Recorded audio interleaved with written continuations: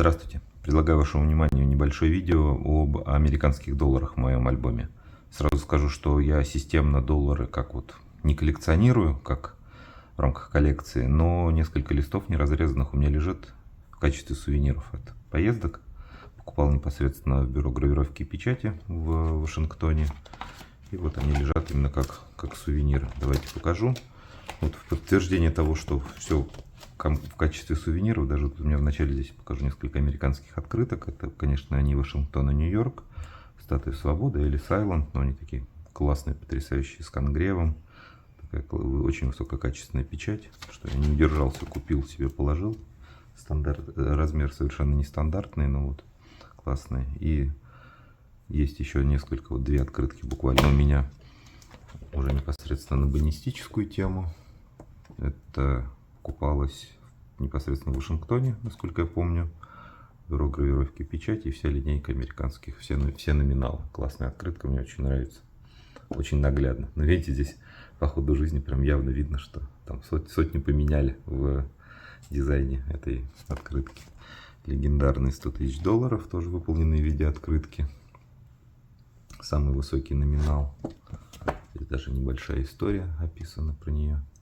Покажу, если кому-то интересно. Вот такие бонистические сувениры,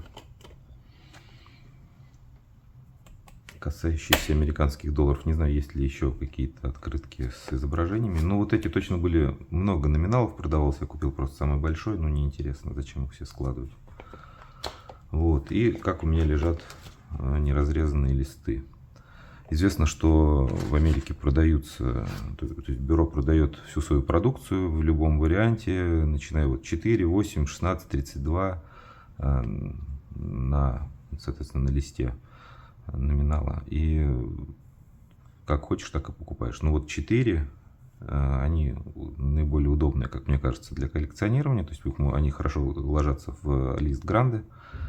И как бы остальное там свернутым в каком-то виде в рулоне не очень интересно. Ну, кто-то на стенку вешает, кто-то как-то. Но это, естественно, в Америке распространено. Я себе вот купил несколько младших номиналов только исключительно в качестве сувениров. Как это выглядит? Продается вот в конверт, буклетик такой и вот лист. Покажу вначале все, что есть, потом, может быть, вытащу что-нибудь. Вот и цены здесь хорошо видно, если видите. Тоже можем обсудить. 4 доллара продают за 15,50. Ну и плюс налоги, как это обычно в Америке бывает, наверное, не помню точно. Дальше у меня идут 2 доллара, серия 2003 года. Такой же лист, за 21 доллар они его продавали когда-то. 5 долларов 2006 года, стоил 37, то есть 20 долларов продают за 37. Такой вот бизнес. И максимальный номинал, который у меня есть, это 10 долларов. А здесь у меня почему-то цены нет. Не знаю, не помню. 9-го года, 10 долларов. Неразрезанный лист из 4 банкнот. Более высокие номиналы я не видел смысла себе покупать.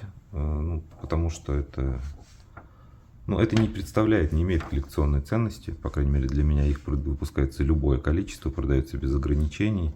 Поэтому, ну, наверное, кто-то коллекционирует это, но я это, повторюсь, покупал себе только в качестве сувениров. Поэтому, знаете, купить лист из 4 сотен, 400 долларов, там 1000 долларов за 500-600, чтобы просто положить в альбом, но я смысла особого не вижу.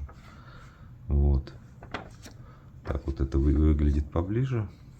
Лист из 4 банкнот, пронумерованный, естественно, полностью готовые. Вот оборотная сторона. Такая продукция всем хорошо известная. Так как они так выпускают и продают свободно, соответственно, нет никакой темы неправильной обрезки американских долларов. Здесь можно любую обрезку самому, понятное дело, организовать. Бабочки ты не сделаешь, но вот именно обрезку. Поэтому никто не будет покупать и не делать никакие неправильные обрезки долларов. Давайте покажу, как выглядит буклет. Вот он. На самом деле мне очень нравится, по сравнению с некоторыми другими странами, что они просто кладут, так вот это продается, что здесь они никак не фиксируются ни на какие-то, не знаю, клей, ни на какие-то уголки. не в прорези, то есть вот просто лежит, то есть это максимально позволяет сохранить сам лист с банкнотами.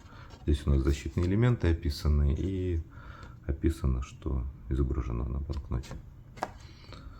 Это $10. Не знаю, надо ли все доставать. В школе начал снимать, наверное, достану. Побыстрее, может быть, пройдемся. $5. 2006 года серии. Лист с Линкольном. Линкольн Мемориал, который в Вашингтоне находится на оборотной стороне.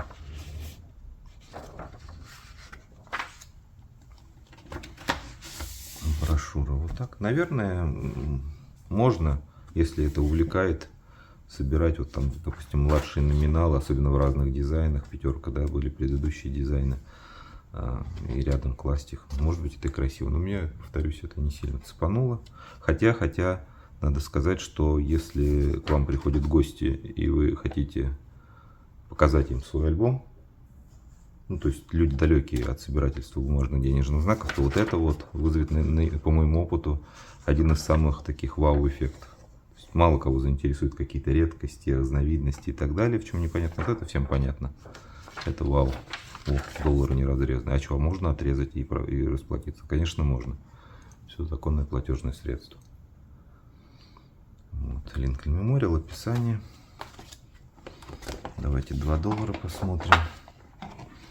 Всего 4 номинала, я не знаю. Что есть, то есть, как говорится. $2. Джефферсон. Серия 2003 года. Эй. Нью-Йорк, Нью-Йорк. Известная картина подписания Декларации независимости.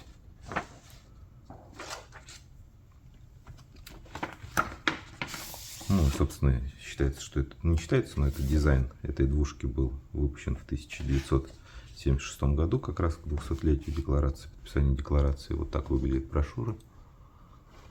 Также защитные элементы и описание этой картины оборотной стороны.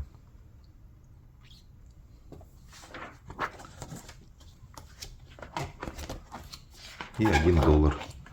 Самый простой доступный номинал, но, наверное, самый неинтересный, потому что он очень долго не меняется в дизайне. И вот.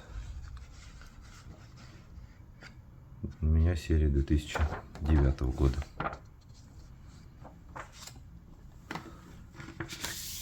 Брошюра. Тоже бюро гравировки и печати. Серия 2009 года. Внутри выглядит вот так вот.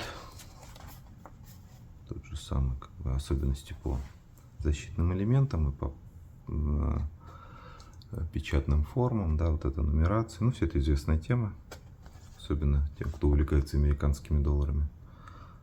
Описание большой или великой большой печати. Вот. Такая вот история с американскими долларами у меня в альбоме. Спасибо большое за ваше внимание. Надеюсь, что было интересно. Увидимся.